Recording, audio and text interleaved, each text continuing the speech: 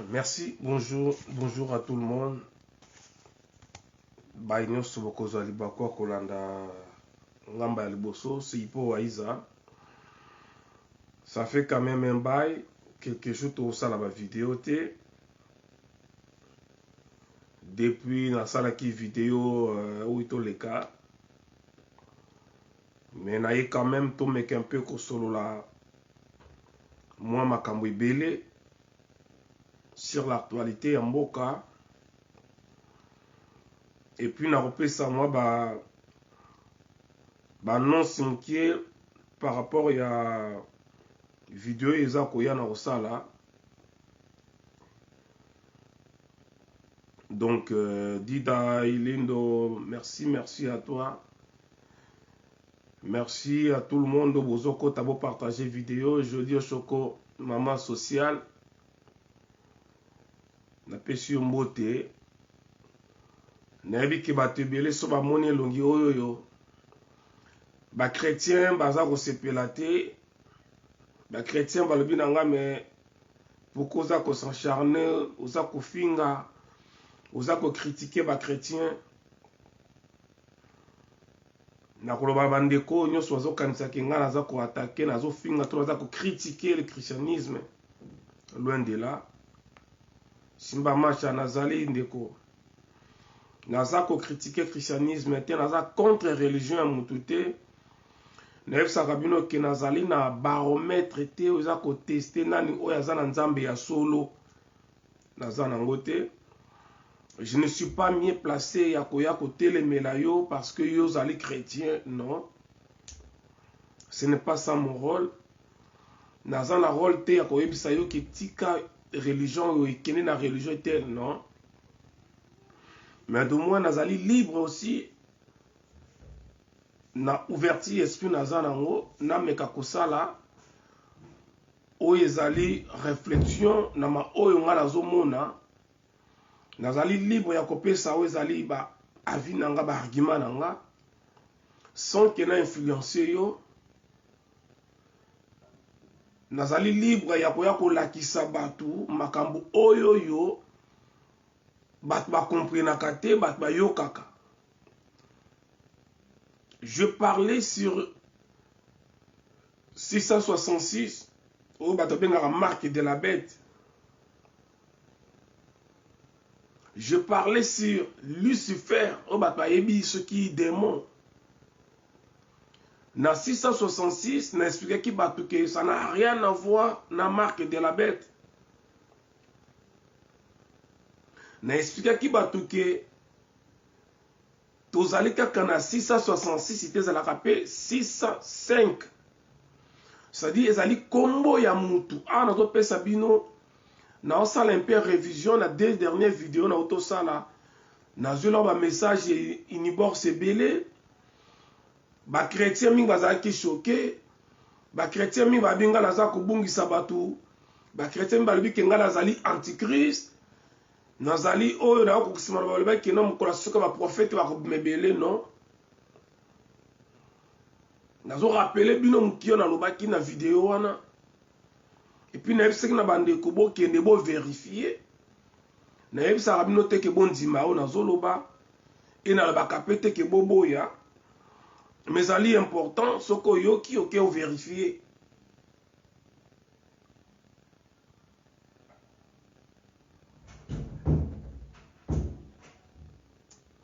Bon vérifier makambozo loba. Lorsqu'on parle il y a 666, ça n'a rien à voir na marque de la bête. Et beaucoup de la marque de la bête. Boko zela bomo na numéro wana ya 666 na mukiri boko tikala komona otende bozo zela 666 na lobaki on a vidéo eza wana ke ezali kombo ya mutu Néron Kaiser igeti neza mikole belé na lobaki ke 666 oyo bakombisa ngo marque de la bête. Ça n'a rien à voir na makambo ya fin du monde. Ça n'a rien à voir marque de la bête. Ezali kombo ya mutu. Eza lokolobi igeti neza. Soko si kombo igeti neza otiango na hébreu parce que hébreu ezalaka langue te. Ce que balongo to na grec komona ke ezali chaque lettre eza na ba valeur nango. Et comment sikoyo kombo wana iget ineza soko komiongo na ba traduire ba tiango ba lettre pardon ba tiango ba chiffre ba nombre et qu'on peut sa valeur bon soit 300 quelques 400 500 1200 1300 et le nom de Néron Khazar ceux qui aux yeux en balusi on a grec ton a hébreu ils ont sa valeur il y a 666 je vous avais démontré na pese non na ba valeur na ba chiffre na ba nombre tout na yela kibino wana. Quand je viens pour la kolba makambo wana isa makambo nga naza ko maîtriser avec des preuves tangibles. Ce qui mutoyo ko boyo na zolo ba yela biso information ali contraire na ba preuve na yo. On ne peut pas rester comme ça ya kotika la kondima likambo moko boye. Oyo mutu moko ke a réfléchi a komi na ndenge na ye aya memeli yo. Merci Nico. Aya memeli bino. Et bino, au lieu que vous fassiez la recherche, vous comprendre makambo ba yeli bino. Est-ce que c'est vrai ou faux? Nous sommes na batu mobimba, bazi kondima na bango, ba vandi siango na histoire, oyo mutu moko ba komaki quelque part. Et lorsque nous disons ça, tant tozoya koloba boye, ezali koya ko cracher sur le christianisme te. Ezali koya ko finga yo te pozali chrétien te. Na bisaka bande ko boye. Ce qui ont moniqué christianisme ezali malamu eza ko porter kimia na vie na yo continuer na ngondeko garde ta foi na christianisme garde ta foi na islam mais sauf que luka oyeba mozindo ya religion oyo kota yo mutu omonike kimbangu nde ezali nzambe kimbangu nde prophète yo muto emonike kimbangu azali solution luka oyeba ba réalité si fumu kimbangu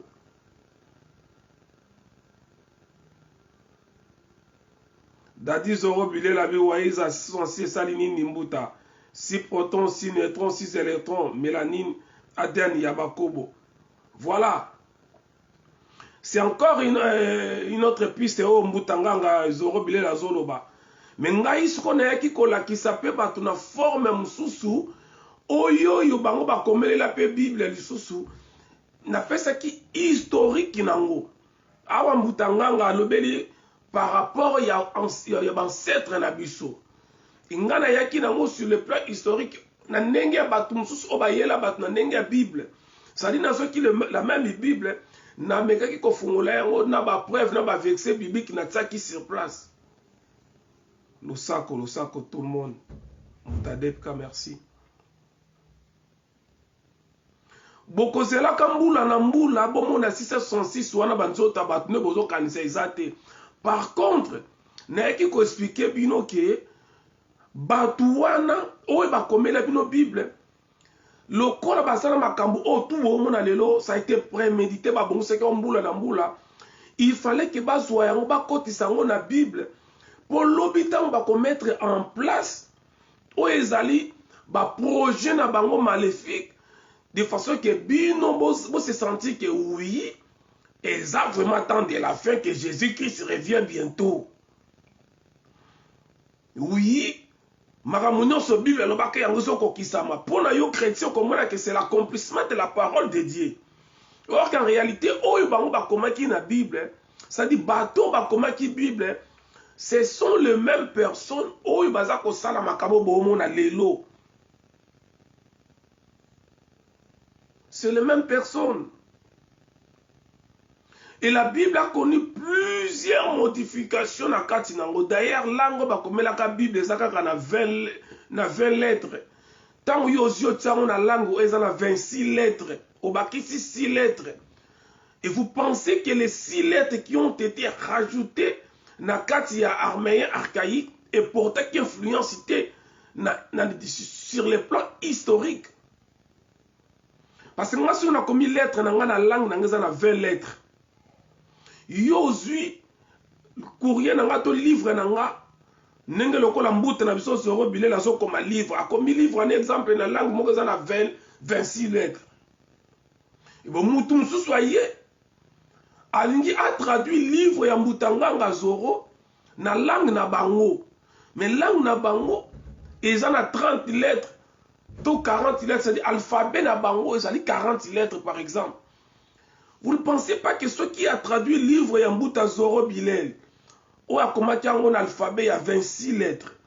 Il a transformé, à sa traduction en langue na bango, ça c'est un exemple. À sa traduction en langue na bango, ou alphabet, il y a 40 lettres.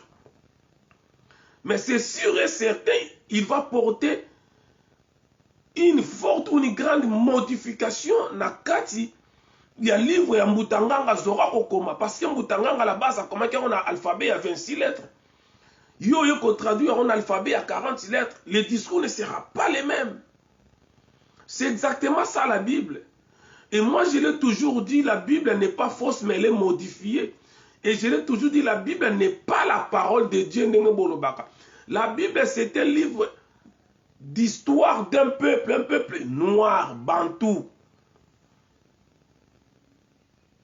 Ezali histoire ya peuple moko bantou, biso ba oyoyo. Na expliqué bino quand vous voyez commune ya Lemba. Le mot Lemba, les Lemba ce sont les juifs. Moi, le village natal de ma mère s'appelle Lemba. Moi je suis un descendant de Lemba. Na ndenge ya Bible ba bengi biso les Lévites. Les Lévites, on a un livre lévitique, ce sont des Lemba. Les sacrificateurs au monde dans la Bible. Donc, ça n'a rien à voir dans la parole de Dieu, que la Bible est inspirée. Ce qui Bible est allé inspirer parole de Dieu. Mais tant que la cantique des cantiques, il y a Salomon, il y a moi aussi. Il y a poitrine, il y a moi aussi. Et si vous avez un pasteur, mon église, il y a un livre, on a cantique des cantiques. Mais la parole de Dieu, ce qui Bible est parole de Dieu, il fallait pas se rappeler le livre, il y a cantique des cantiques. Et si Salomon, ça quoi adorer moi aussi. Mais pas te yakayango. Donc parole de Dieu, ça dit que ndambu msusu na kasa nous parole de Dieu te. Donc ça n'a rien à voir na ko s'acharner contre la religion chrétienne. Yo so comme les religions chrétiennes les allient bien. Mais luka oyeba en réalité ba makambo e bomba mina kati ya religion wana. Luka oyeba. Donc vidéo oyo na ko sala ezali juste pour na ko toucher quelques points na ba vidéo na ote ko sala bato ba bengi bato akomi ba chrétien ba siliki na komaki na komi na bande comme sous ba sepelité. Mais c'est tout à fait normal banda yo botama ba yebisa yo Jésus-Christ est Seigneur. Mais au moment où mutumo yo relaxa yo que Jésus-Christ n'a jamais existé. C'est comme Mahomet. Mahomet n'a jamais existé. Nenge ba créer égrégore ya Jésus, nenge ba créer égrégore ya Mahomet. Et pas ba musulman za la ka Mahomet za la ka Mohamed. Mais mutumo yo bisa non Mohamed est en arabe, Mahomet en français, mais non. Comment Mahomet que ça en français ya Mohamed ça en sensité. Et ça le ko le bisinga injembo. O lu kilanga injembo na français, et ça en sensité. Comment le kilanga injembo na français et cause en sensité. O lu ka waiza na français exacté. Waiza reste waiza dans toutes les langues du monde za la kaka waiza. Donc ba créer Grégor moko boye ya Mahomet. Mais en réalité Mahomet n'a jamais existé. Celui qui a existé, si c'est vrai, autre Yebezali, prophète Mohamed. Donc, oya koyebisa bande koko expliquer ko la kisa biso ba vérité à religion bokota ezali ko finga bino te, mais par contre ezali ko sunga bino oya lingia continuer na religion wana ayeba les dessous toutes les réalités na kati ya religion wana okomona ke okokota ngome okozala na connaissance mususu. C'est ça makambo 666. Ça n'a rien à voir dans la fin du monde. Ça n'a rien à voir dans la marque de la bête. Rien à voir. La combo ya mutu et puis ali ndengo boyoki mbutanga ngoto lo bawala to expliquer bisoana. Et n'est-ce que ça la vidéo mususu na yako parler sur Lucifer. Tout le monde a comme Lucifer, a comme Kobanga yango. Tout le monde a église moko y a ba luciférien aux États-Unis. Tout le monde a babimisa ba statue ya Baphomet. Avant na kiti na maseke.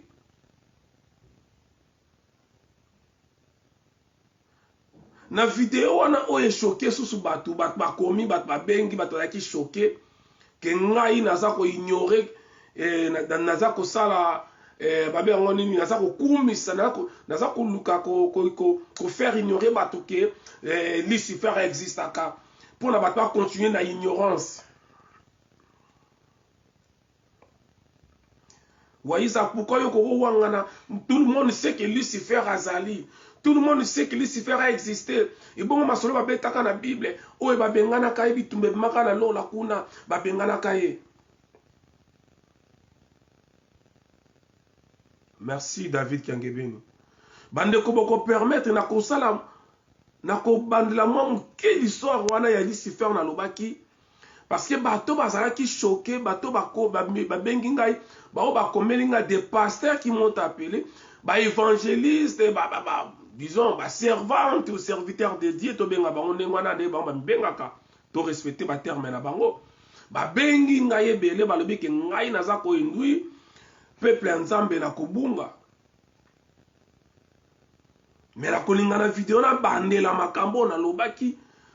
Et si nini on naza ko induire batu na kobunga na yebite. Na expliquer batu que Lucifer a existé, oui. Mais Lucifer a komaki adversaire ensemble et komaki kombo moko satanique ou diabolique. C'est à partir du 4e siècle. Avant 4e siècle, Lucifer azala quitté comme le diable, lelo, ceux qui Satan, ceux qui n'ont pas d'image de lelo. Et ce qui a choqué plus les gens, tant on avait que Jésus, quand la babane kobenga Lucifer, batwaza qui choqué. Mais bandeko, na ye na kombo, na ye ko blasphémer, et kombo, enfin Jésus était au Nzambe na bino, je suis désolé. Parce que moi je connais Yesu, mais je ne connais pas Jésus. Moi je connais Yehoshua, je ne connais pas Jésus. Moi je connais Hachem, je ne connais pas Jésus. Moi, je connais Issa, mais je ne connais pas Jésus-Christ.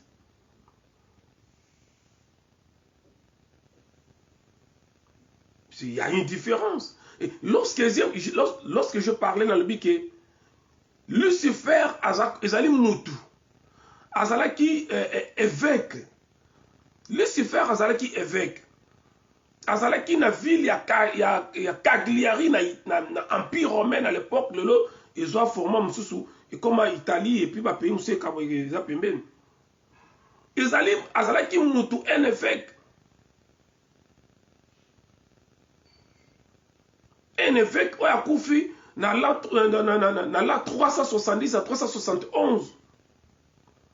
Et le monsieur Azalaki évêque, mais Abanaki Kobo a reconnaître la divinité à Jésus qui a fils de Dieu qui a outaka likolo, mais il était chrétien. Lucifer était chrétien. Ça dit, c'est celui qui croyait dans le christianisme. Mais à l'époque, ce n'était pas le christianisme. Et Zalaki n'a conçu de Nicée, Lélo et Bimisa, l'église catholique, le christianisme, tout. Il faisait partie des conciles de Nicée, Lucifer. Et Zali Moutou, c'est un humain. Moutou lokola ngayo aliaka melaka bayokaka posa boya salaka tout Moutou.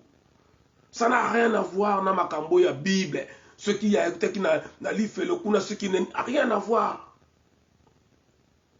Koya kola kisayo ba vérité za ki caché et ça kofinga te. Et quand je dis ça, exactement que les démons n'existent pas. Non. Mais le problème est que les démons existent, mais ce n'est pas les démons qu'on nous a présentés comme des démons. On est basé sur des démons. Le problème est que les démons existent, mais mais les vrais démons, c'est-à-dire tant que vous avez des démons, vous avez des tongo, vous avez des midi, vous avez des pourquoi. obengana lundi, mardi, mercredi, jeudi, tous les jours obengana ka démon wana.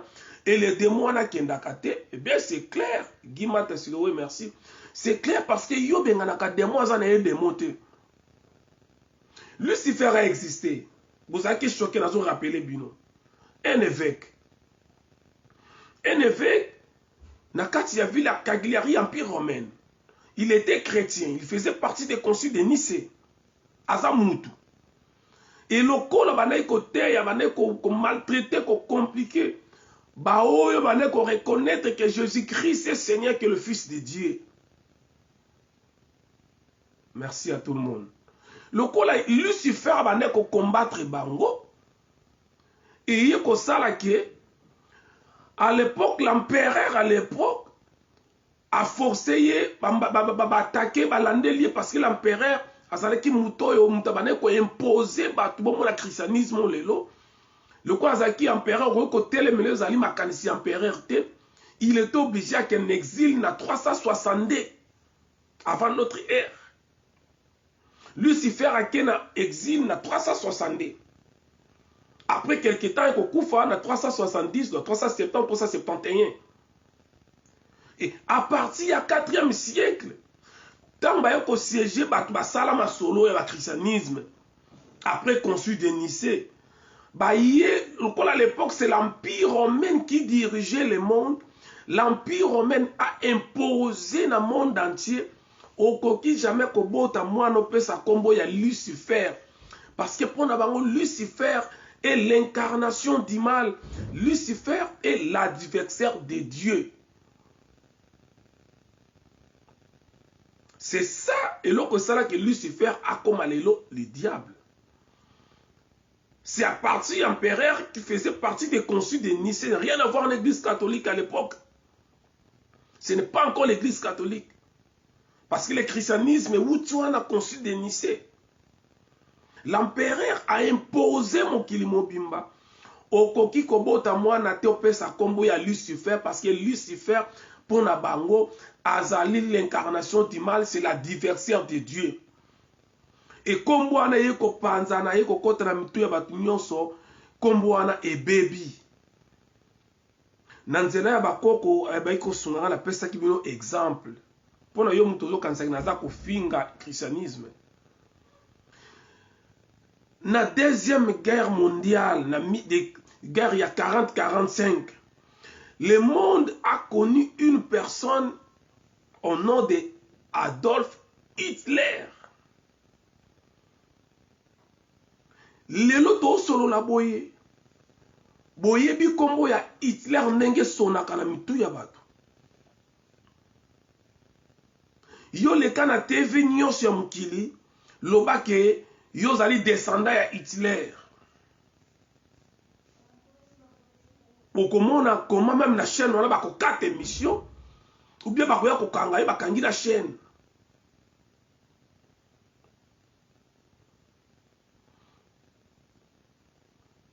Donc Hitler ya lelo aza na même image oyo yo Lucifer azalaka nango na 370 371. Ba preuve ni no lingi na pesa émission mbeza wana pesa ki na ba référence biblique, na pesa ki na ba kombo ya ba livre, na pesa ki na ba bibliothèque, na pesa ki na ba site internet, na pesa ki tout. Et mutu mususa bengi nga bisinga me waiza yo za ko expliquer biso makambo yo tangi na ba livre na yo ki yo tangi na ba video ya ba tukuna yo moni kuna yo ko expliquer biso yango ne ba preuve. Oh. Merci ko ndeko. Yo poye ba ke Lucifer azali démon azali adversaire nzambe. Ozo ki ngwa kasi na livre. Yo po beta masolo ya fin du monde oyo kala ki ngwa na Bible. Parce que Bible livre na komaki ngai mutu kakati. Même bato ba komaki livre wana. Bango nde siko ba komi yango. Na pesa ki ba référence bo luka Bible 70 ya ba grec. Kombo ya Bible la Bible 70.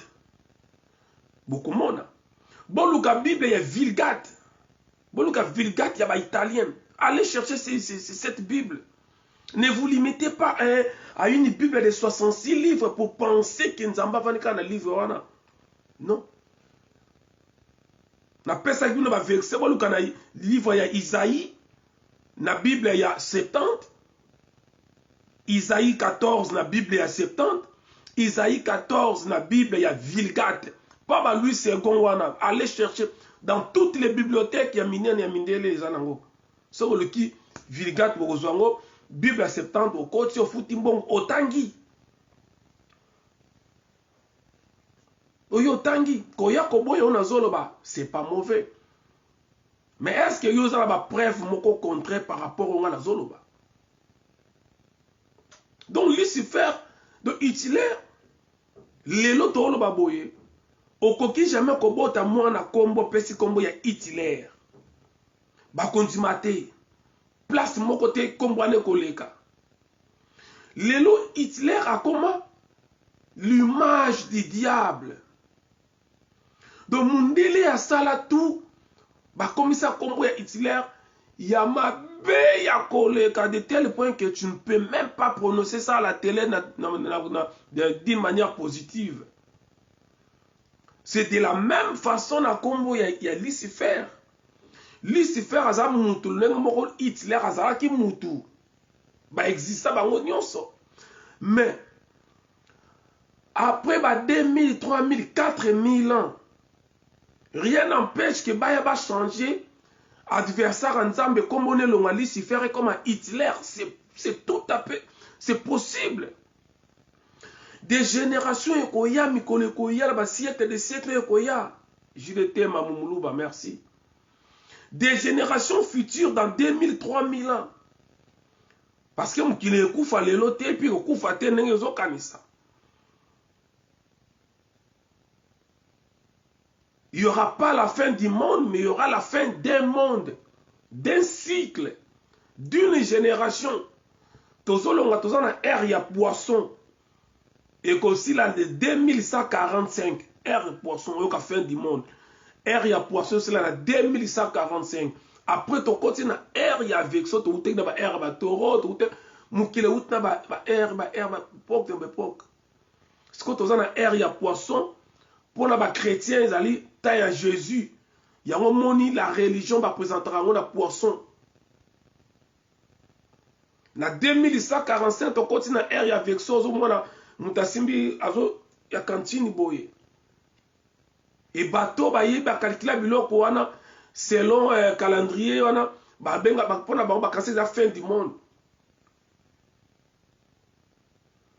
Et tant que on continue à ère avec ça. Et qu'on s'habille sur 2000 et quelques les sous tina 4200 et quelques bien 4300 boy to ko changer air to ko na air mususu et rien n'empêche n'importe na période où on a boyo kabaya ko yebisa bino que les diables l'adversaire en Nzambe comme les alaka Hitler ba ko yebisa bino parce que mukile bandi lelo te mukile wuti mbula na mbula lelo to zana Nzambe oyo bisu nyonso Nzambe na to mona ka été. Lelo, tu sais que le Dieu est souverain, Dieu invisible, Nzamba zanani, toujours kato yeba, toujours kanzamba zalaranani, kalakuti saita to yeba na mike, soba niko tuna Nzamba uta api, na la sala Nzambe, ba biso tika, okobela liboma. Non. On peut réfléchir, c'est pas mauvais. Mais il y a 3000 ans passés, le monde a connu un autre Dieu, ce n'est pas le même Dieu tous années lelo. Il faut avoir l'ouverture d'esprit, de l'esprit. Il faut vous faire la recherche. Le monde a connu d'autres dieux. Mais l'église catholique a sali que alongoli banzambe onyo swana atiki batuna nzambe moko. Il y a eu les dieux de Baal, les dieux de Baal, dieux de Baal pour la banque de dieu non. Les dieux de Baal, il y avait 3 dieux dans ce monde. Il y avait 3 dieux.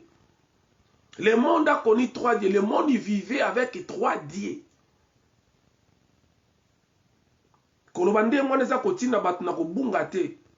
C'est une histoire. La Bible, c'est un livre d'histoire, mais falsifié. Il y a eu Imhotep. Allez chercher Imhotep. Imhotep qui incarnait Dieu. Imhotep qui était très puissant.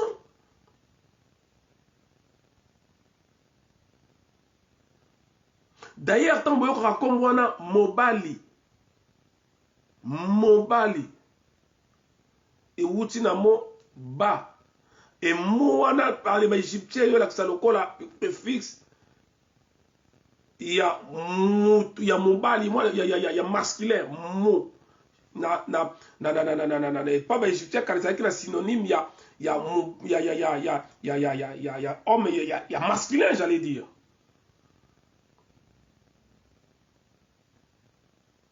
Tant que mobali.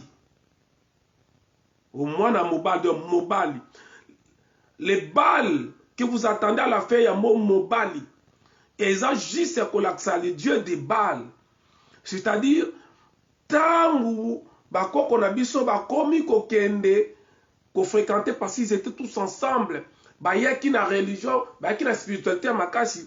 Et les Égyptiens qui ne croyaient pas à la même puissance divine, ya bako qu'on a biso utaka na côté parce que badaki bango c'est sika moko. Ba benga ki bango batu ya bal, ça dit bana ya bal. Et c'est là yoka kombo ya mwana mobal. C'est-à-dire mutu ya bal. Et quand je dis ça, je ne sais pas un économiste Serge Mfitou comment qui livre à la Belgique. Beaucoup de contact na Facebook na Serge Mfitou. L'honnêteté intellectuelle nous oblige à couper sa kabiso ba source. Et ce que toujours temps ba livre parce que un travail il y a des trop cher, ça coûte trop cher. Notre frère, notre compatriote Serge Fitou, a la dépense, a dépassé ma bon à voyager, pas eu à ça la livre naïe. Et quand moi je viens pour la couper, ça va référence à la Bible naïe. Il faut la payer parce que c'est lui qui a pu travailler, qui a sacrifié pas mal d'énergie pour ça la yango. Voilà. Donc, Lucifer n'est pas l'adversaire de Dieu. Lucifer azali muto existaki. Donc, sur ce point, nalingite batu bokansake ngai nazali koindui batu na erreur. Maintenant, mutu mwazo tu nanga, mais pourquoi batiaka si Satan na maseke? Oui. Satan, comment représenter na maseke? Ça aussi, ils ont ça, histoire et les cas en France. Ils ont histoire et les cas en France. À l'époque, on a la Gaule. Lorsque les Romains baillent na Gaule, ba conquérir territoire comme la France. Ba yeko kuta les Gaulois bazala ki na ba die na bango celtique. Dieu na bangwana azalaki bango moko bande ko représenter ye azalaka na maseke. Écoutez-moi. Bango moko batie maseke batie na baba batie forme neti nyama. Bango moko batie na ndenge na bango. Bazu référence place moko to so ki nte bango moko basali babi biso nzambe na biso parce que mukili kalizala ndengwana. Biso nzambe na biso oyo azaki nzambe ya réincarnation, nzambe ya bolingo, nzambe ya régénération, nzambe pona bango. À l'époque, avec comme en France, c'était la Gaule. Les Gaulois. Et les Français, les Gaulois à l'époque, ils avaient ce Dieu. Nzambe na bango siko tangu les Romains ba yé na Gaule, ba conquérir ma belé oyo. Balingi ba imposer bango religion na bango chrétienne, il y a Jésus-Christ. Bango ba teleme la bango. C'est exactement ça ce qu'ils ont fait chez nous en Afrique. Ba yé ba kuti ba koko na biso na spiritualité. Ba banga katata nzambi, ba yé bi bon nzambe. Mais ba yé ba imposer ba lebisi ba koko na biso ke o bino bo sambele kezali satanique, kezali diabolique. Oyo lelo bokoko ekoma kindoki. Lelo bokoko ekoma eloko ya mabe. La même chose, basalaka ngo awa na Gaule, awa bakoka te, mais du moins eloko ba ko sala na tant bakoki ko konzimisa bango Jésus-Christ comme Seigneur et Sauveur te, baye kozwa sikoyo nzambe ya bango bane kosamba kutaki na bango bakomisa ye démon, bakomisa ye le diable.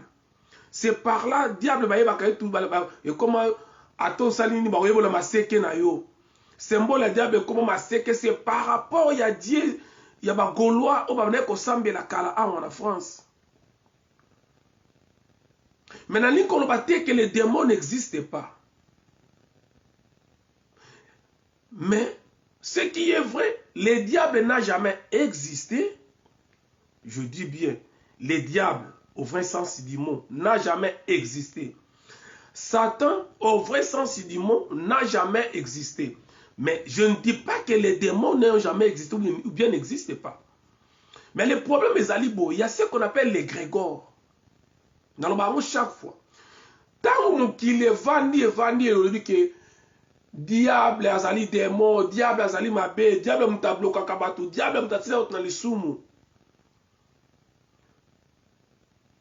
Dans chaque nom, il y a des vibrations qui sortent.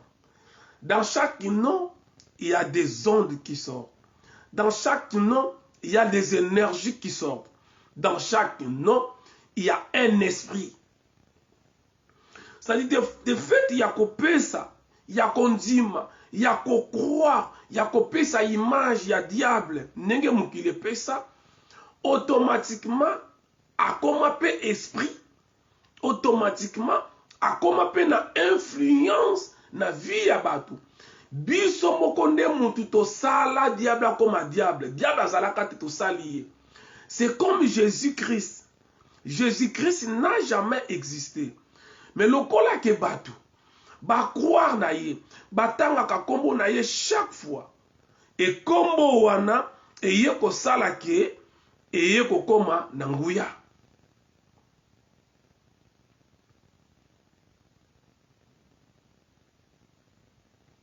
Kombo wana e ye ko koma siko na nguya. Bonjour Gérard Bayende. Maintenant, le but est que la personne qu'on a donné le nom de Jésus a existé. Non, n'a pas existé, non. Mouto va appeler ça combo ya Jésus azalaka na mukini. Mais combo na ye ezalaki Isaya, Yehoshua, Yesu. Parce que Yesu ezali ngala te. Yesu ezali na hébreu. Yesu ezali ngala te.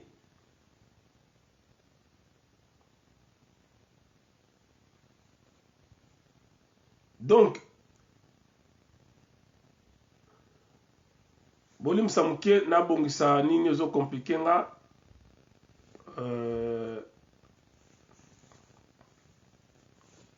Donc, Yesu eza hébreu. Yesu ezali hébreu. Soki o koti na kata Google, o beti penza kombo ya Yesu na H ekobima. Okomona ngo ekobima. Donc dans tout ça, bande konanga na yaki na pona ko attaquer la religion chrétienne te. Na yaki na pona ko compliquer te, ko finga. Mais ce sont des réalités. Oh, il faut to lukato yeba. Il faut to lukato yeba nengeni nezali, nengeni nezalaki, et ça fait partie de l'histoire.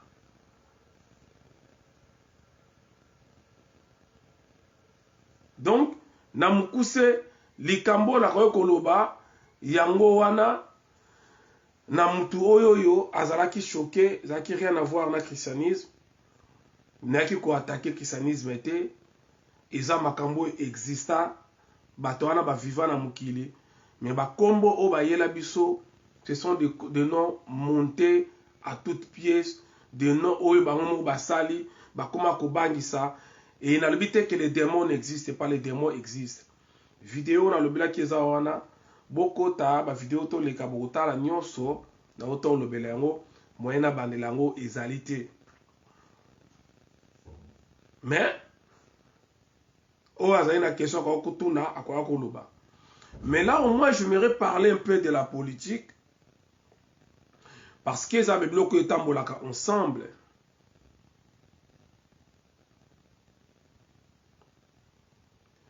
Est-ce que biso tozan a besoin ya qui erré? Heureux, c'est quoi? Je n'ai pas compris Moutadepka. Heureux. Voilà. Donc, je vais un peu parler de la politique parce que ce sont des choses qui marchent ensemble. Kimbangu a fait la politique aussi. C'est le premier, le seul prisonnier politique. Oya Wumela Makasi na prison, c'est Kimbangu. Kimbangu a fait 30 ans, mais le monde n'en parle pas. Le monde de l'Obelakangote. Kimbangu a sali 30 ans de prison. Mais le monde est silencieux sur ces points. Mandela qui a fait 27 ans de prison, l'Obelakaye dans le monde entier. Bao baza ya mulimo ba comprendre que il cherche à tout prix à étouffer Kombo ya Kimbangu et Bimate. Il cherche à tout prix ya ko lingate ke ba Africain ba yeba qui est Fumu Kimbangu. C'est lorsqu'il a parlé en 1921 sur Kimpwanza. Le 3 mars 1921 sur Kimpwanza. Bayeko Kangaya Bimiti na mois d'octobre. Ça a 6 mois. Avant ba Kangaya les sous-sous. Donc, il y a eu un problème au Ezole Kalamboka. C'est comme si nous vivons dans des mondes différents. C'est comme si les talibans, les Tshisekedistes, pas les Tshisekedistes, les Tshisekedistes, les Chilombistes, dans le monde de Moussoussou, et Bissop est dans le monde de Moussoussou. Les vrais problèmes au Congolais, c'est la Koyoka. Les vrais problèmes au Congolais, c'est la Komona et Salama. Personne n'en parle. Mingeta. Et si les Congolais ba telemi baza kozela, attente ya ba Congolais, Félix Abé taliété. Mais ba yeli bino ba discours que Félix Akaboni na Kabila. Ba yeli bino ba discours que coalition est Koufi. Oui. J'affirme coalition FCC cache et Koufi. Coalition Oyoyo, bango bazolo banamnoko ke Koufi. Mais avant que ba sangana, avant que ba la coalition, ba signa ki ba corps, tout le monde a vu na TV. Ba signa ki na miso mukili mobimba.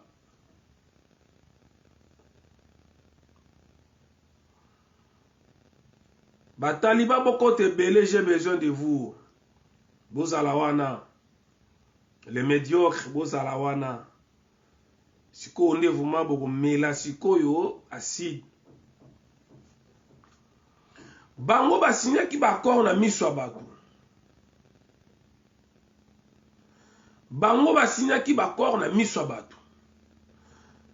Mais mon colonie ni obino bomoni bazongi na TV baye ko signer lisusu ba papier zo laksa ki ba kabwani.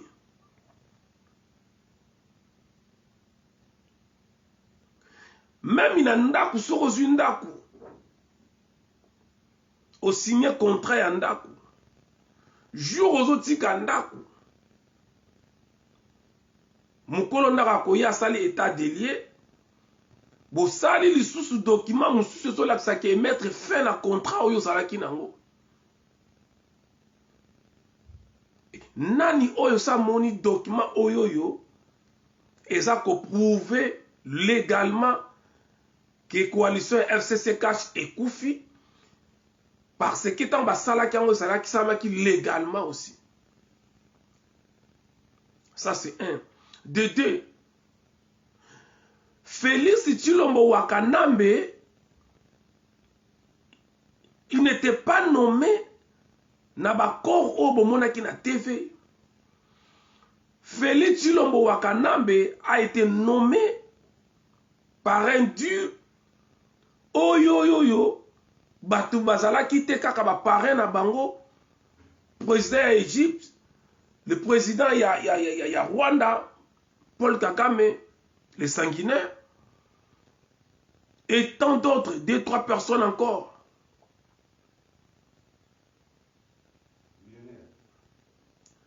Donc, que vous allez comprendre qu'avant que Baya Kobeta Masolo, Mouta Debka une question, Bougolim, ça doit répondre à ma question, parce que ça appelle ma question, maintenant comment. Nalinga kina tuna boy soki Yesu eza na hébreu. Donc na langue na biso eutaki na hébreu. Yesu bon eza parenthèse bande kona côté na politique mais le quoi question wana tuna kingai na tant na kolobela sur la spiritualité et ya kité yango tuni bo permettre ngana répondre question ya ndeko.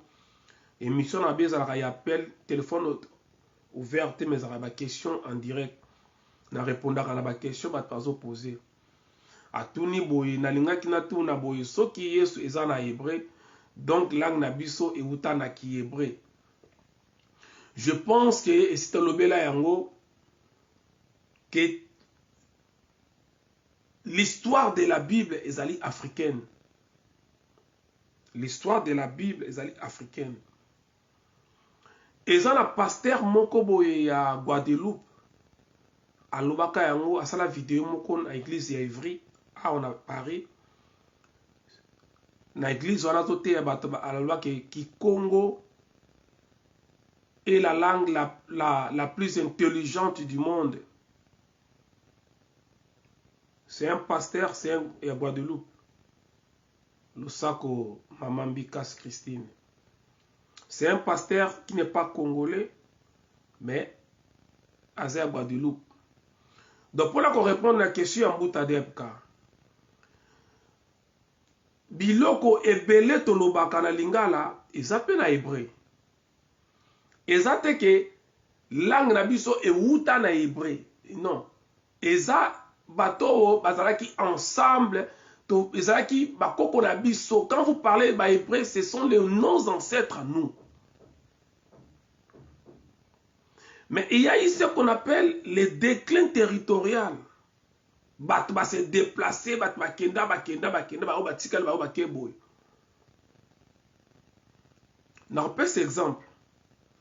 Ceux qui ont peut-être Yesu, ou trouvez honnête en hébreu. Maintenant, on le baka mai. Mai otomelaka mai ya mai. Mai, na hébreu, peut pas comme toujours mai. Mais il faut pas que ça aime à la fin.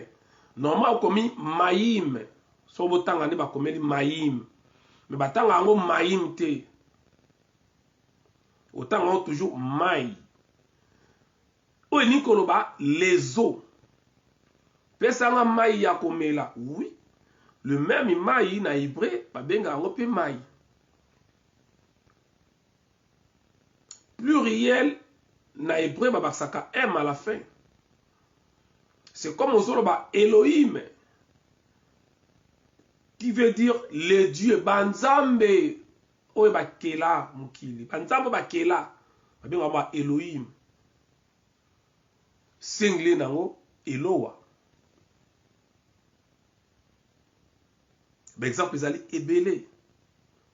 D'ailleurs, ce sont des preuves qui prouvent réellement que la Bible est l'histoire d'un peuple bantou. Mais na kozonga la forme, la détail mususu. Mais on peut continuer dans la question, sur la question ça allait poser, mais là continuer pour la si c'est déjà partie à spiritualité, dans la partie à politique.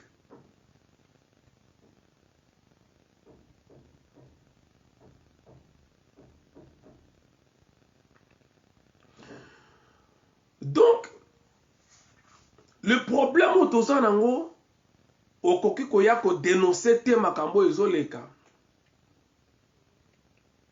Mais parlons un peu de l'actualité, ce qui se passe maintenant au pays. Je pense que si comme la tempête s'est calmée maintenant, et s'est calmée. makambo banda kokanga wana nyonso tout makele omonaki nyonso wana sikoyo et se calmer. Et je pense que maintenant les talibans, les médiocres,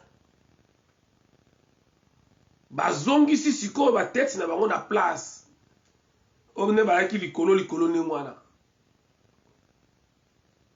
pona bango. Félix sikoyo azwi Sénat, ok. Félix azwi assemblée, ok. Mais Félix azwi assemblée, azwi parlement, donc assemblée nationale, alongoli yango na maboko ya FCC. Parce que mutu oyo a remplacé wana azali mutu ya plateforme nini?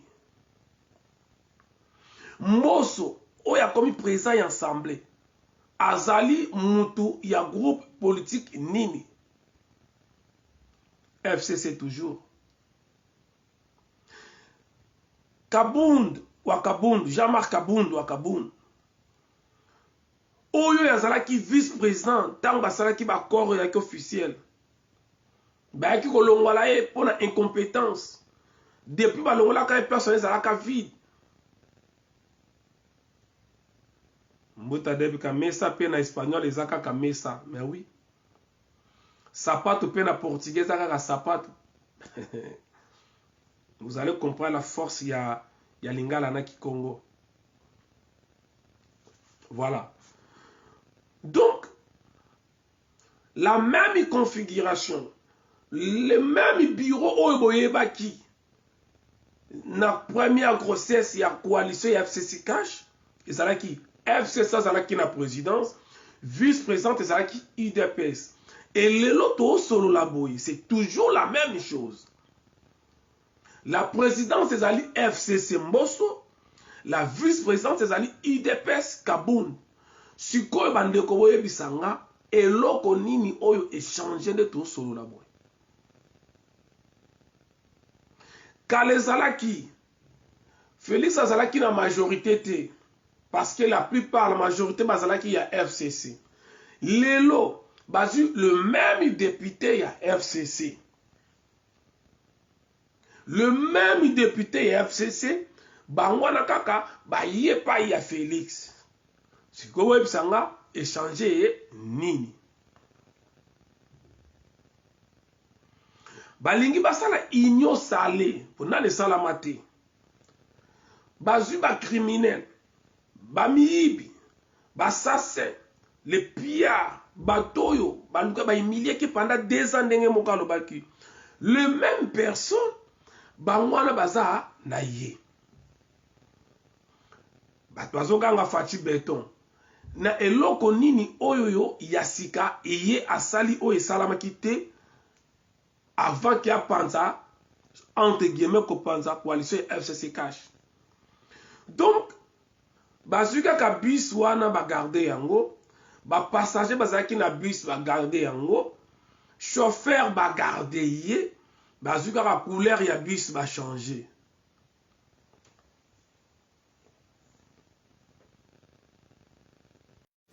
Ce qui tue les lots à la bateau, yo, bazo ko soutenir Félix comme des Franck Diongo. Donc dans l'âge, il y a Franck Diongo, tata ya mukolo ndengwana. Oya lobaka ki ya sala politique, abundisa Mobutu, abundisa Kabila, abundisa Bo. Donc toutes ces années, ce monsieur, ce médiocre a fait la politique. Il n'a rien appris, il n'a rien compris sur la politique. Yango na sabino bandeko nanga bo landanga, ba politicien na bomona kawana, ba bango elokoti. Ba l'équipe bisoka parce que ba yiba ba mbongo ya mboka. Ba l'équipe bisoka parce que ba yaka liboso avant na mukili, ba l'équipe so ninga kikala. Na mayeli rien.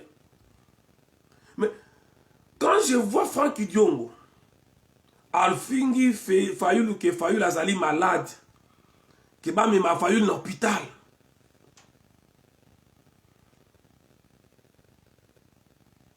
Parce que oh Fayulu azoloba il est sans malade.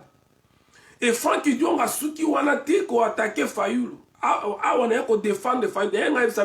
Moi je ne défends pas Fayulu, je défends l'idéologie à Fayulu. Pourquoi ne pas, comment ne pas défendre idéologie à Fayoul au moment où Maloba Fayoul a Zoloba, na on a loba, qui le Maloba Moko. Maloba au peuple à Lobaka, peuple à l'Ingara Congo, Makambo ya Lobaka, ya Fayoul à Lobaka. Pourquoi ne pas les soutenir jusqu'à ce point, jusqu'à présent? Au moment où nous parlons la même langue, le même langage. Comment qu'on soutenir Moutandé Ngwanate? Et Franck Idiongo est allé trop loin.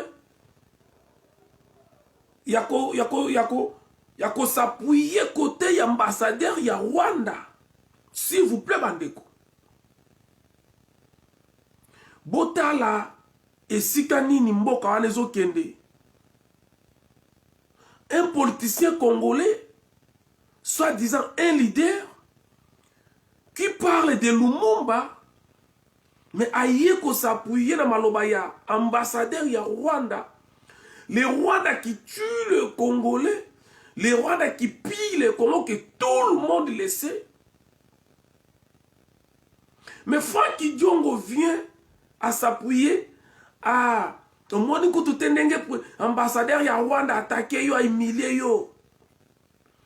Et ça son ambassadeur ba ambia humilié na mboka na yo. Bandeko na ngai, nous, où sommes-nous dans la situation ya boye? Est-ce que les Congolais comprennent des degrés oyoyo? La classe politique était Kimboka wana. Donc, dès qu'on a vendu boye en France,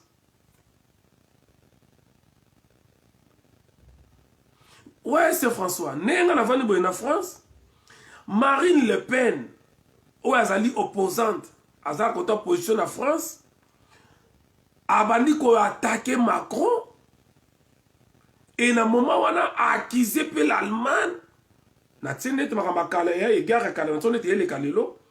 De Marine Le Pen a attaqué Macron, a attaqué Pelisoussou, Allemagne ou Abomaba français. Mbalamoko, ambassadeur allemand aux en France, a yé kofinga Marine Le Pen, au moment où tous les Français ba yébike, ba allemand ba boma ba français, tout le monde qui mbaye biango, mais l'ambassadeur allemand na kati ya France, a yé kofinga ba français na kati ya France, a fingi voir même Marine Le Pen na kati ya France, et ba politicien français mususu lokola ba Fillon, lokola ba nani. Bango pe ba yé lisusu, ba comme bon sur ko appuyer ambassadeur allemand pour affingi une française ou un français ou à défendre les français. J'espère que vous comprenez l'illustration d'Angaï. Donc, Martin Fayoul, qui attaque Félix avec pleinement raison, qu'il est marionnette, dirigé par Kagame,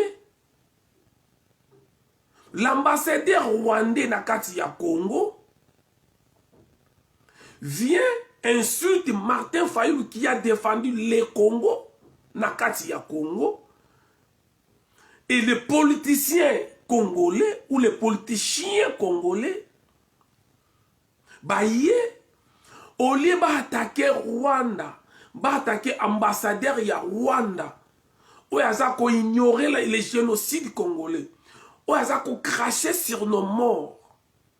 Mais les politiciens congolais, ils ont appuyé les Rwandais.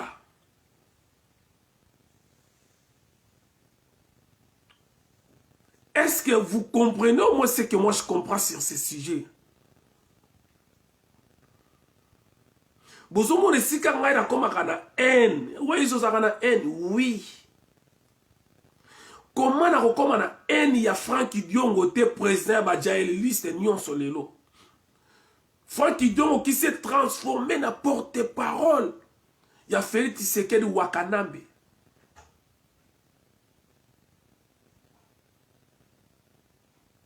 Bandeko, lorsque la France a été attaquée par les djihadistes, lorsque la France a été attaquée par les terroristes,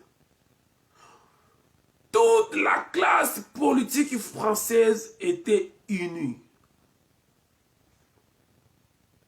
Tout, alors tout.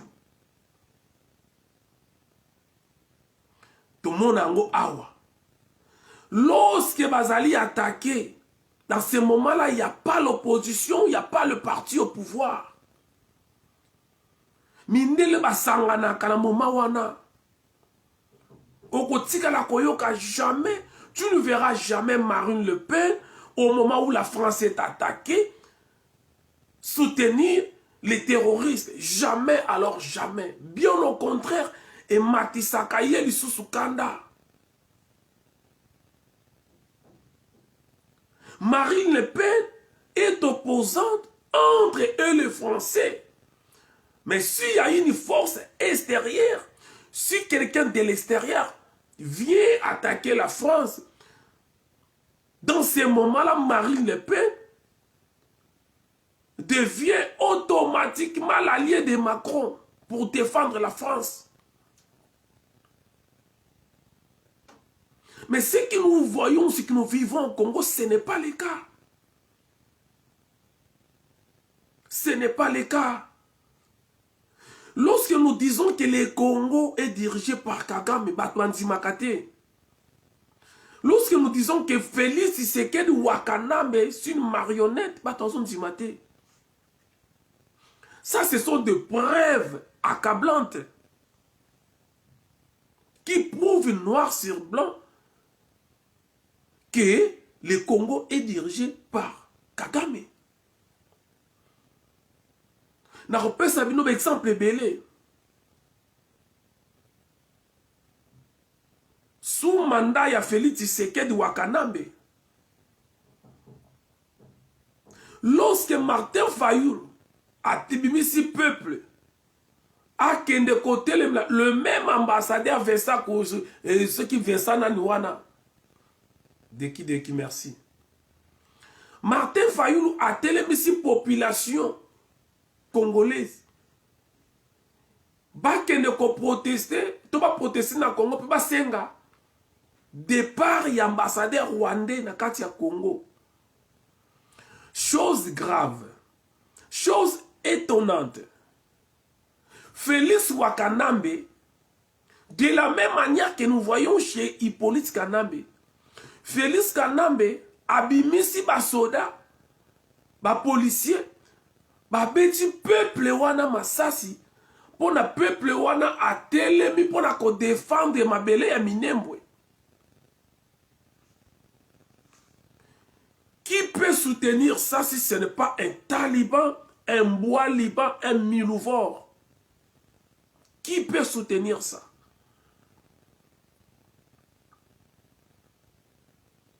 C'est ça, si je vais tozo ngabali ba tozo kenem tobe tangote. Minembwe tozo solo Minembwe e koma ya ba Rwanda, Minembwe koma ya Kagame, lelo to solo la boye. Félix Wakanambe aye na TV. Alors bisi bango non na annulé ni wana installation ya commune ya Minembwe. Les milouvores, les talibans bagangi fati béton, te c'est nous Félix akote kamboka te, mwana nkoya zali nkoi. Mais Félix Wakanambe sait très bien que on n'annule jamais un décret ministériel verbalement. Il le sait très bien. Aïe bien, très bien. Il faut que le premier ministre en place à mettre à décret moussous y a annulation, il y a premier décret où il est installé qui commune à Minembwe. Où Félix Wakanambe a tangaté, c'est un idiot, comme je l'ai toujours dit, où il a vendu le pays. À part ces deux-là, je ne vois pas un troisième ou une troisième hypothèse ou thèse ou quoi là, je ne sais pas. Parce que Moutou a tangi. Muto alingaka Congo. Akoki jamais koagir ndenge Chilombo Wakanambe aza koagir. Tout ce que Hippolyte Kanambe n'arrivait pas à réaliser ya kosala ya minene ya somo pona Rwanda. Félix Wakanambe l'a fait ou le fait toujours.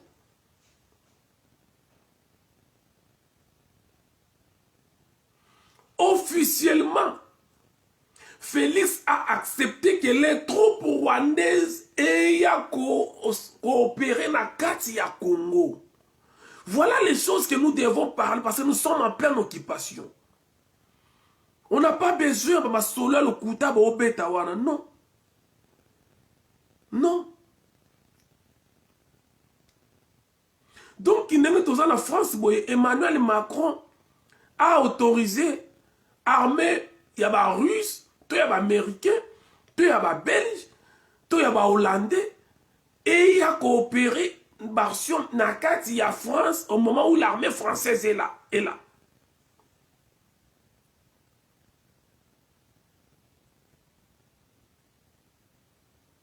Alors dites-moi, si ce monsieur n'est pas un traître, il est qui? Et maintenant, quand je vois les gens comme des Franck Diongo qui passent à la télé pour Nakoya,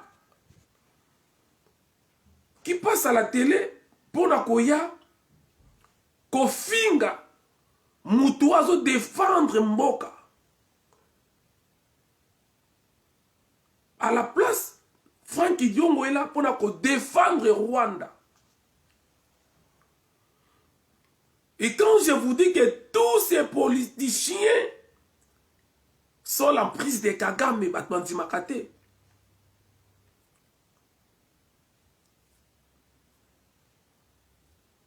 Quand nous disons que le Congo est sous l'occupation rwandaise par l'impulsion de la communauté internationale, les gens nous traitent de tous les noms. Lorsque solo la boé, Asie ensemble, entre guillemets majorité, d'accord, Fachi Béton.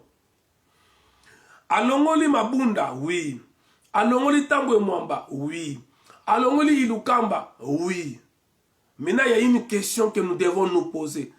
Est-ce que le système est tombé? Est-ce que le système de Kanambe est tombé dans le Congo? Oui, Bisanga. Awa Félix a Junior Subokangi wana. Et loko nini échangé siko na Congo. Et loko nini asike salami na Congo. Mai ezaka kate, yakomela. D'ailleurs, parlons makambu ya mai. Ce monsieur que vous appelez votre président, cet idiot, oui, c'est un idiot. Oui, mais c'est ce qu'on a Kofinga, c'est ton problème. Mais comme d'habitude, je vous demande d'aller consulter Google, les mots idiot. Allez consulter Google, les mots idiot. Cherchez au moins l'étymologie du mot idiot. Allez chercher sur Google, vous allez voir que je n'ai jamais insulté. Je n'insulte pas. Et même si je l'insulte, il le mérite. Ouais. Le monsieur que vous appelez votre président, pour que bataille présent étiquette marionnette na Union africaine pendant 1 an, Andimi Makambi ya Zlekaf, zone de libre-échange continentale, Oyo Congo a perdre des milliards et des milliards. Et si le Congo a des milliards dans la douane, Félix Wakanambe a signé que la frontière wana est comme libre. Quand il s'est bimisa sans bâtard, c'est bien. Mais c'est bien dans un pays où l'économie est vraiment assise, stable. Mais mboka obwana mbongo te bo vivaka na ba wana na ba frontière.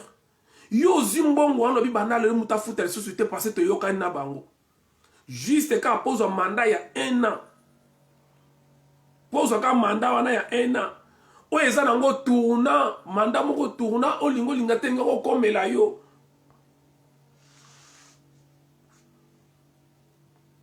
pour la ko gagner confiance ya ba ce père là ba père na wana il a fait des choses à quel continent makambaz les CAF oyoyo. Pour le moment, le Congo ne bénéficiera de rien, alors rien. Bien au contraire, tu vas nous perdre des milliards et des milliards de milliards. Le peuple d'abord. Voilà le peuple d'abord. Et Souki Wanate, il est allé négocier avec l'Égypte pour canaliser le fleuve Congo et que ne résout des problèmes, il y a sécheresse dans l'Ikolo, qu'on a Tchad, Égypte, Éthiopie. Et puis ça va, il y a comme la sécheresse ici là. Donc Félix Wakana s'est transformé dans Tatanzambi, Mokolo Mokilo, après ça va tout bon moi.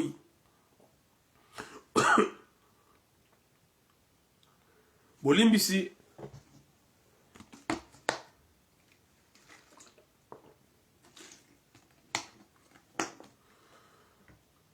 Félix Wakana s'est transformé dans Tatanzambi après sa solution dans Bamboka Moussous jusqu'à sécheresse et ali. Au moment où nous parlons, Nakati ya Congo, eau potable les alakate. Donc, un père de famille qui n'arrive pas d'offrir au moins une bouteille d'eau comme ça à ses enfants. Papa wana koka kosomba ta bidon bouteille ya boya maïté pour na bana na ye na ndako. Pour ne pas faire la publicité hein. Papa wana azalaka incapable de kosomba bouteille moko boye ameme na bana na ye mai na ndako. Bana na ye po ba mela mai faut ba kendo ko basenga ba toka na mabulu ba mela ba mai ya salité. Mais le même papa nanda kuwane ya ba voisin akendaka asombaka ba camion ya ba mai ya tika kakuna. Allez-y comprendre. Yo maman nanda kuna yo moko to papa nanda kuna yo oza incapable de resomber la bana ya pesa bana na yo ne fût-ce que bouteille moko ya mai ba mila. Bana ngo bazana ba exemple bazana ba 10. Nous aka incapable de pesa on ne fût-ce que ta bouteille moko ya mai. Ezana ngo mukie mais ko pesa ba on ne fût-ce que bouteille moko ya mai.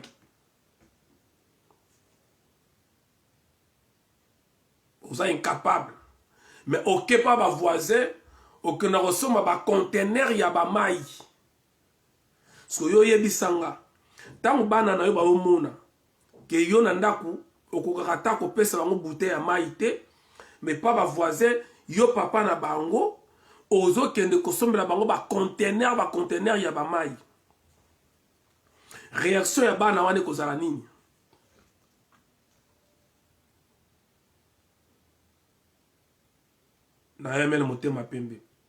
Réaction ya bana wane kozala nini? Voilà pourquoi makambo merci maman na wana melo yo kopesa ngai yo bakisela ngai sujet na ngai na bosana. Voilà pourquoi biso tozolo bango boye lobby après libération ya Congo. Il faut que Congo est comme un pays moko fédéré. Ndenge États-Unis zalaka, ndenge Nigeria zalaka, ndenge Russie zalaka, ndenge Belgique zalaka, ndenge Suisse zalaka. C'est-à-dire il faut que chaque province ait bénéficié na bozui nango. Aucune province ya Congo zalaka pauvre. Mais comme on a quand ya Kasai bazan hôpital à Malonga te. Avec tout ce que les deux Kasai ont comme richesse.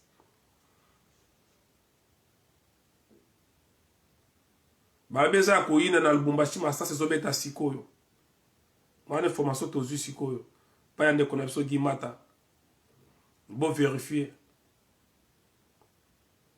Yango biso tolo bango bien, il faut que chaque province ait bénéficié na bozu yango. Moi en tant que Mukongo, ça me fait trop mal. Na 21e siècle na kati ya ba Congo, base à l'hôpital moderne té. Avec tout ce que nous avons comme richesse na ba Congo. Ça me fait trop mal et je n'arrive pas d'éviter na rolo bandeni. Ça me fait trop mal na kati ya ba Congo. Na mona ke baza la université moko moderne te.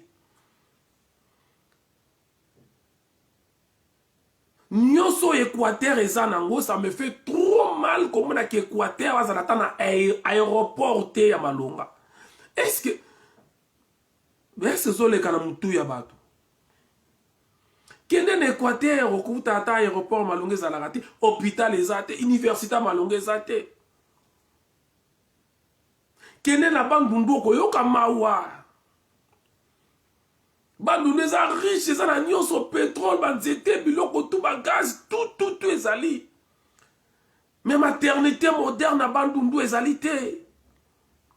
Mbongo ya Bandundu ekendaka wapi? Mbongo ya Kisangani ekendaka wapi? Mbongo ya Kinshasa ekendaka wapi? C'est ça ce que nous voulons savoir. Mbongo ya Kinshasa ekendaka wapi? Mbongo ya Lede Kivu ekendaka wapi? Mbongo ya Kisangani ekendaka wapi? Mbongo ya Congo Central ekendaka wapi? Mbongo ya Kasai, ya Bandundu, mbongo wana ekendaka wapi?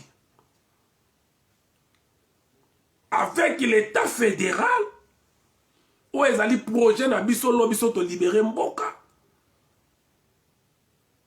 Vous allez voir que chaque province est développée na bozuyango. Ça dit mbongo kokota na Équateur, d'abord batu ya Équateur il faut pas bénéficier nango.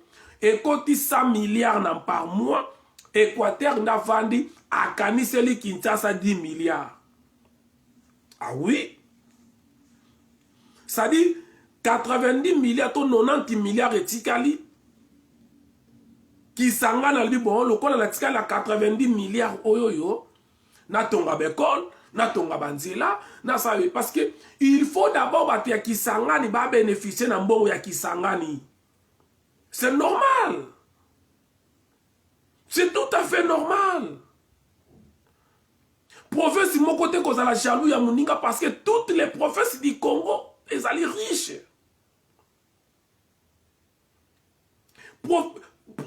Province mon côté kolba ke ngai na zangi boy non.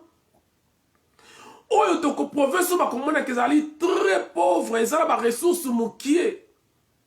Le gouvernement central est ko appuyer et pesi ba makoki nango. C'est ça.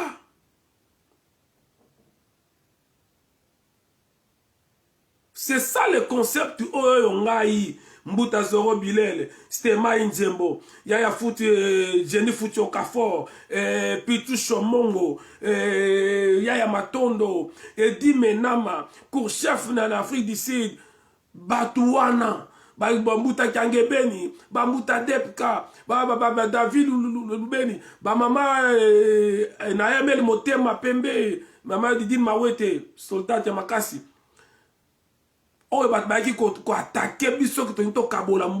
C'est ça cette idée. Parce qu'injustice c'est l'équi. Injustice c'est l'équi. On parle du fédéralisme et non de l'indépendantisme. Ce sont deux concepts diamétralement opposés. Lorsque vous parlez de fédération internationale de football association, c'est quoi?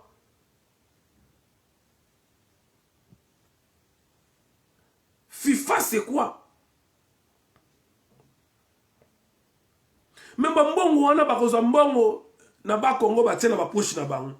Bazu ya Kisangani batie na poche na bango. Bazu ya Maniema batie na poche na bango. Bazu ya Katanga batie na poche na bango. Ya Kasai, ya Équateur.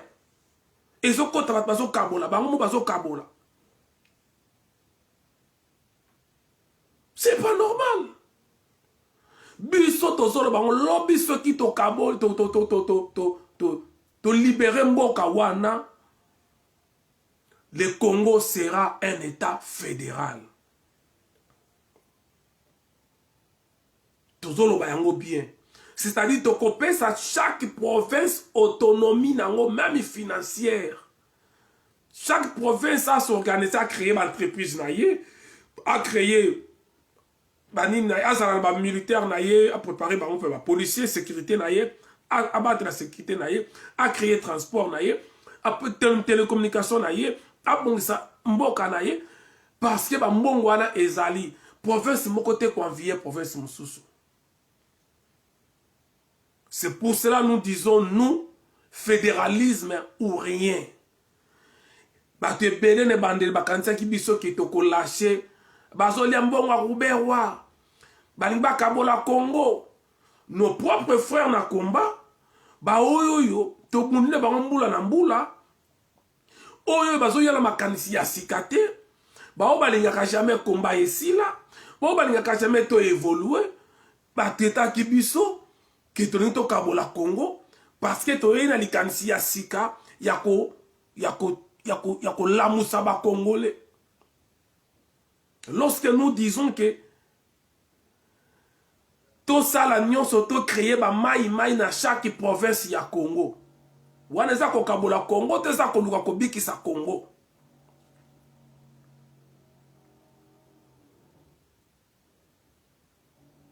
Ingeta. Lorsque nous disons que les deux Kivu, ceux qui est kendate parce que bande konanga ya Kivu, oyo ngai na respectaka, oyo ngai na lingaka, le vrai nationaliste, balingaka Congo koleka batu ya Kivu wana bazate. Je le dis, cela n'engage que moi. Batu wana batelema. Merci de qui. Batu wana batu ya este batelema pona kobate la mobimba ya Congo, babomaka bango, baviolaka bango, gouvernement na bine kanga munoko, gouvernement lo bakelo côté, mais bandeko wana ya este nanga. Ce peuple, ce vaillant peuple ya este, tous les jours bakufaka, mais jamais boyoka bango baloba ke tolongo na biso na Congo parce que le gouvernement congolais qui paka biso te. Au contraire, bazali ko multiplier et belé o ba bengi ba mai. Marie-Josée Lukaku Ingeta. Imaginez-vous ce qui n'a pas Congo to comme na ba mai na biso pe.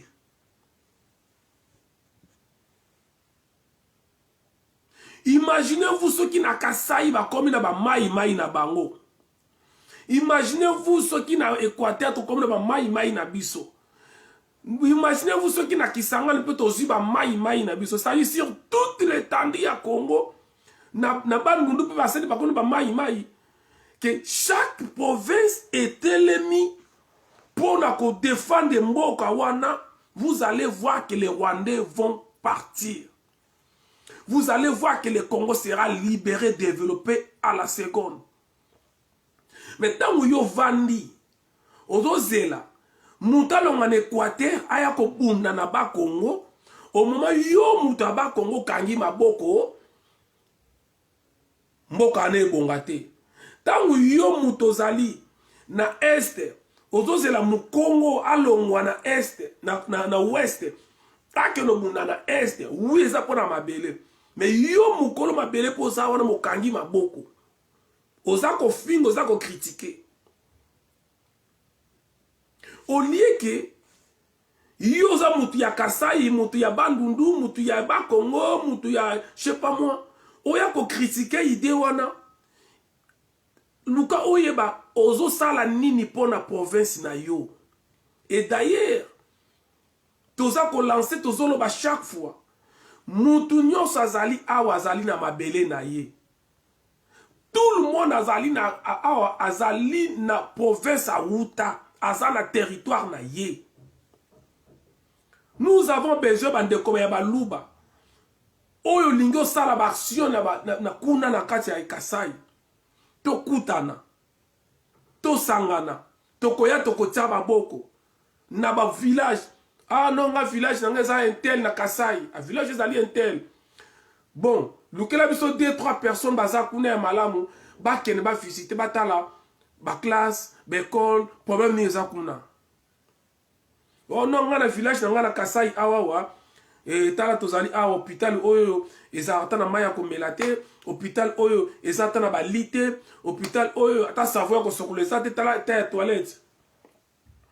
Tokozwa dossier wana ya village na yo na Kasai, toye nango to lancer to bengisi bandeko nyonso ya Congo mobimba kaka bakasayen te. Boya to tia maboko to sunga village wana eza na problème. Ou soit biso moko na kati ya bureau to kosangisa mbongo to na yo na bandeko no muso yebi to porter main forte na village na yo kuna na problème baza nango. Et retour na ngasi waiza bongo bino siko na simango boko gagner nini. Mais biso to ko gagner nini? Bolimbisa mukie.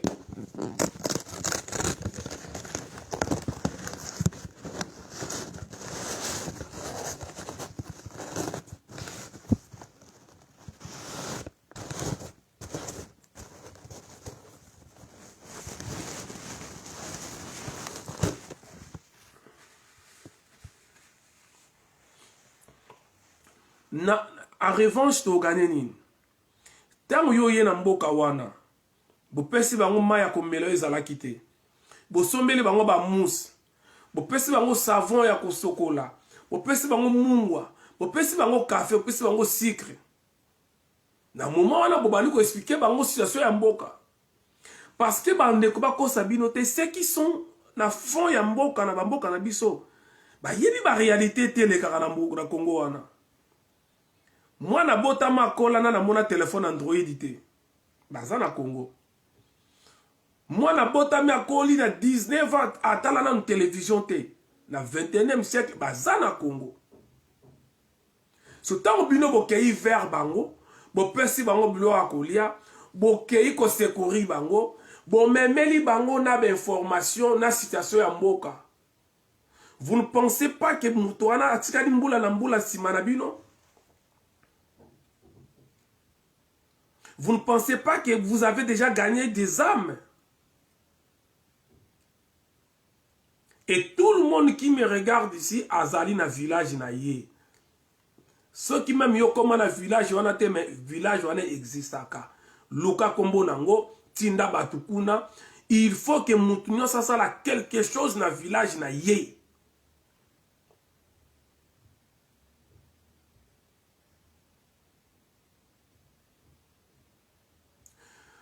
Pona kosolo la kapena bande konabiso ya province. Merci. C'est ça pour la sauver Congo parce que les Rwandais basali sur toute l'étendue à Congo. Il faut que dans le village kosola bande ko bazana village. Il faut kosola na bango ko pesa bango information. Ba ye baza informé te. Otuni bango ministre nan ba yebite. Mingi baza wane longa Félix na Congo na ba yebi angote. Oui. Au Kansana Okosa. Il y a des villages coupés dans le monde, la Congo. Il y a des villages pour comme il faut ça à 200 km dans le Bazamba. Camion kotaka une fois dans le mois. Ce qui camion koti batu nyonso ba ekotonda ba nyonso batonda ba ekotala camion ekoti. Na kena ba village na iba na oloba. Na iba na oloba. Bato wana bayebi na bango bilongo ba Frank Diongo te ba Fayulu te bayebi te. Ba yoka akaka. Aotala wapi azana téléphone te. Ayebi Android te, ayebi ordinateur te. Wi-Fi pour les autres. Tant on met cela Wi-Fi pour un des combats mutu. WhatsApp, tant on met le WhatsApp. Vous pensez que c'est de la rigolade, mais c'est du sérieux. Mais peut-être dans les villages, dans la province, na yom to landanga. et aux salani pour la province nayo. C'est ça le fédéralisme. Fédéralisme ou rien pour sauver ce pays. Chaque province est bénéficiaire na bozuyango. Chaque peuple, il y a province wana atelema pour la province na ye. Avant ngai na longa na ba Congo, na ya kosunga yo muto zali kuna na Kasai deki il faut yo liboso telema nga na ye na sima na yo. Poso toke na yo deki toke na yo na Kasai. Nga na koyeba munoko na koloba te me yo koyeba koloba. Ata soko yebi koloba te bisi nga na zali mwana intel. Ba yebi yo sa di nga na ko vivre na sima na yo bien que na za pe congolais lokola yo, mais na yo muto ko batela nga na Kasai, c'est comme ça. Nga pe soki na ziyo deki na memi yo na ba Congo, ozali congolais soko vani poza mboka na yo me ba ko pesa yo confiance te lokola ba ko pesa nga. Pourtant on aurait vu ça on a zali musingombe mulefu. Papa na nga zali pudia nzinga, mama na nga zali matama Congo. Na pesi bango luvila na nga. Automatiquement ba comprendre nani on nga na zali ba kozwa confiance nyonso ba kopesa ba bi oyo mwana na biso. C'est ça la différence comme toi le belangwana. Je peux aller m'investir au Kasai, mais na robanda ndenge ni na robanda wapi. Je peux aller na Est, mais na robanda wapi. Mais ce qui vient, mkolo mboka wana, ozali boso telemi. Ngai mukongo na iye. Yoza mutakisangani d'accord. Mais toke simbanga na loboko tokende. Toke ngana otina kisangani. Yo simbi obisina oyo yondeko na bino congolais boye. Tala ayena ba projet oyo. Tout le monde a commencé à confiance dans nga parce que yo mwana na bango oya ozali boso. Mais nga mukongo na kena kisangani. Na banana na munoko nini. Na ko expliquer na nini. Ata na za congolais na balingala. Mais les villageois bazan na même raisonnement nenge moko la bioza na kinité. Na bité raisonnement ya mabe. Kuna penda bokoko esalaka. Il faut expliquer bango uti wapoza nani. Bakoko na yo ba nani. Maya komela ba opesa yo. Biloko akolia bakopesa yo. Place ya kolala bakopesa yo. Mais mozindo ya bango kuno koyeba te. Ba secret ya bango kuna bakoyebisa yo te. Bokoko na bango bakopesa yo te.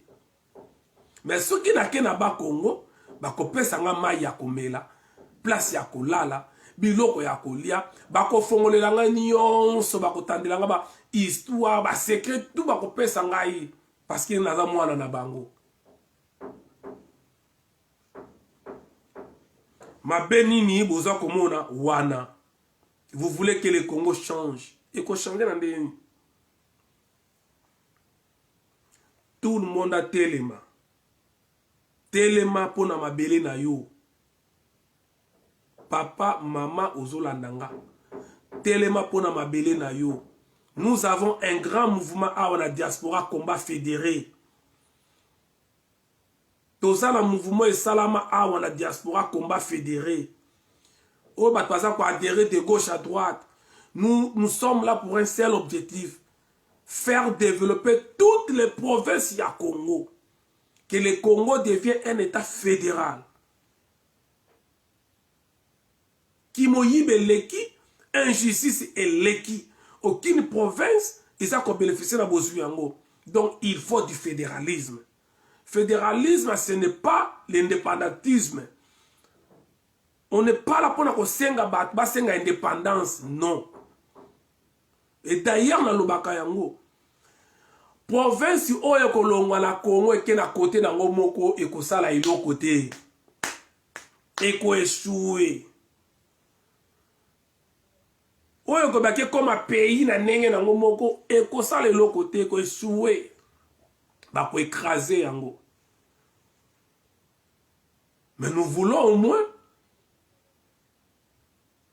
Congo est comme un État fédéral. Bokoko ya biso ba Congo zande mona bokoko ya bandeko na ya baluba te. bokoko ya bandeko na ngai ya bangala eza ndenge moko na bokoko ya bandeko na ngai ya Kisangani te. Le Congo c'est le seul pays au monde où esalama par unité ya batribu ya baculture. Bapays mosusu esalamaka bakaboli bapays bakaboli mabele moko ekreye bato. Mali tout le bandeni Mali pays belé ba Gambie ba Mauritanie tout wana et utaka na empire du Mali okoye bisanga me Congo pe utaka na royaume Congo oui mais siko Congo siko yango moko po ba sala yango il fallait ba so ba tribu ebele ba tribu ebele ba sangisi ba komisi yango Congo. C'est ça la force du Congo avec K.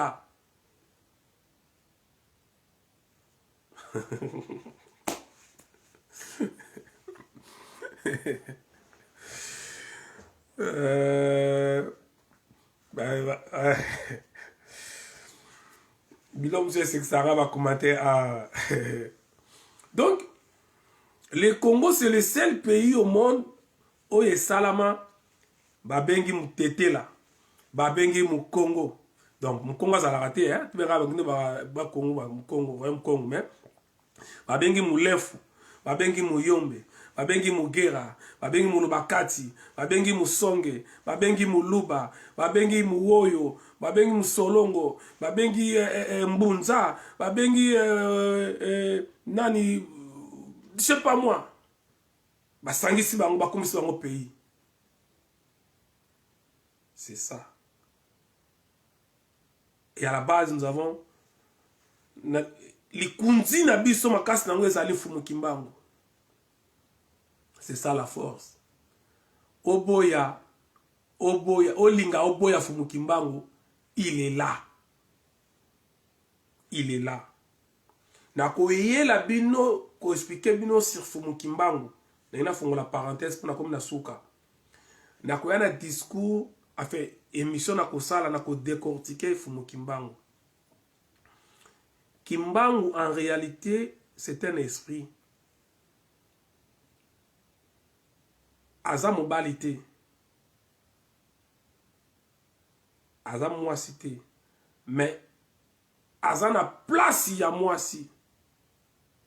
Parce que en réalité Nzambe azalaka côté féminin, pas masculin. Oko kama maramna lobby. Mais jour na roya ko expliquer.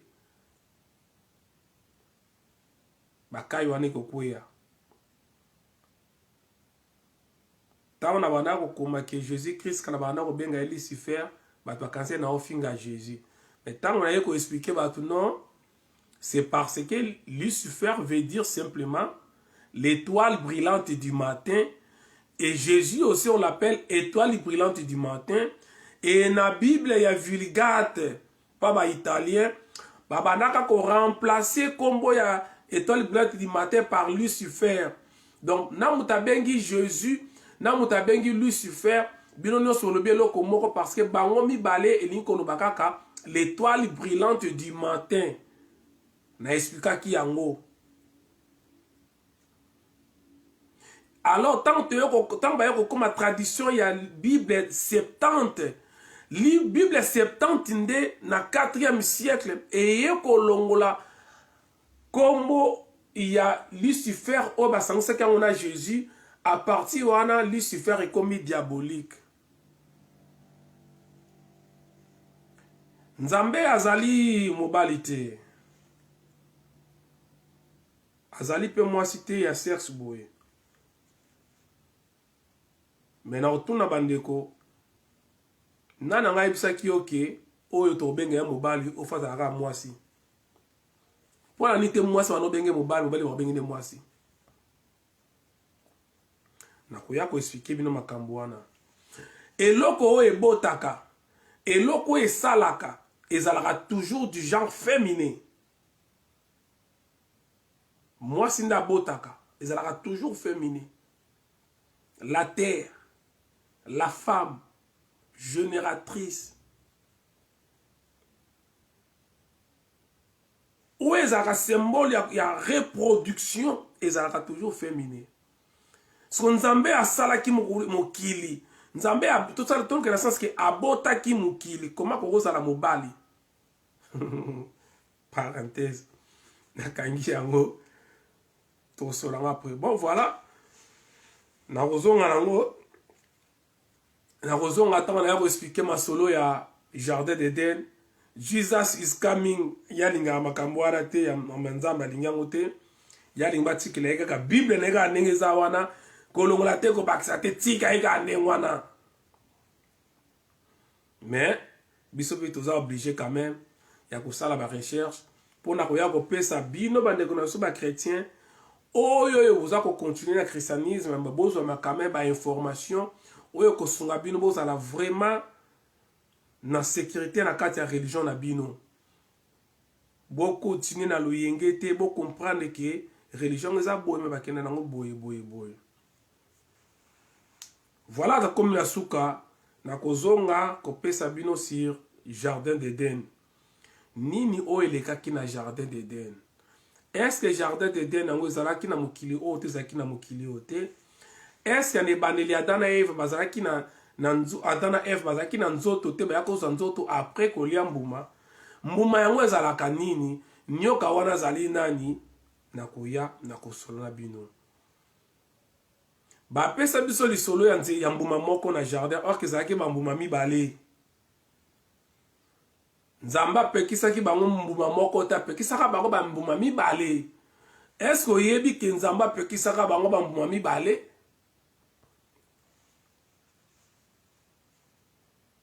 Est-ce que oyebi ke babenganaki Adam na Eve na Jardin d'Eden kaka po baliaki mbuma te mais parce que balingaki balia lisusu deuxième mbuma. Balia mbuma liboso efungoli bango misu balingi balia deuxième mbuma. Est-ce que oyebi ke Adam na Eve bakomaki pré balia deuxième mbuma alibaya kobengana bango na jardin? Est-ce que oyebi na Bible na yo? Est-ce que oyebi pour bakoma yango na Bible na livre Genèse 4? Est-ce que otangaka yango? Esaka Bible na yo nga na yeli kaka na fungo na talo na ndenga sima yo tala yango na liboso na tala na ndenga sima esaka yango? Est-ce que oyebi? À suivre prochaine vidéo na koya. Merci mingi na pesi bino so matondo ndenge bopazala ke belé tokutani mbala sima ba membre na biso ya bureau ya Kabeka na pesi bino matondo toza ensemble tonga manduku nakoya koloba ngo après. C'est toute une émission nakoya na osala vidéo na oluka journée moko awa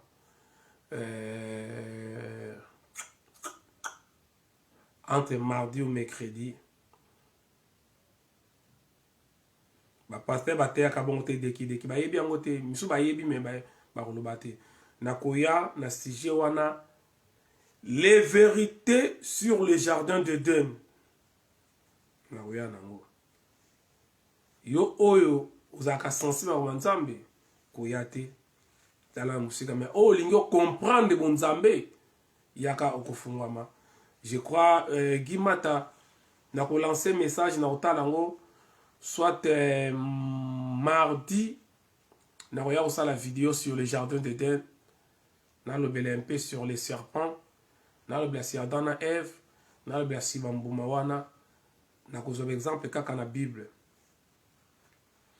mardi ou mercredi et kozala esengo mingi na pesi nombote bozala kebele bolaninga Nzambe ya mfumu kimbangu ya tindamaki pona biso bayindu azala na contrôle ya makambo nyonso. Na pesi bino merci tokutani mbala sima le peuple vaincra ingeta.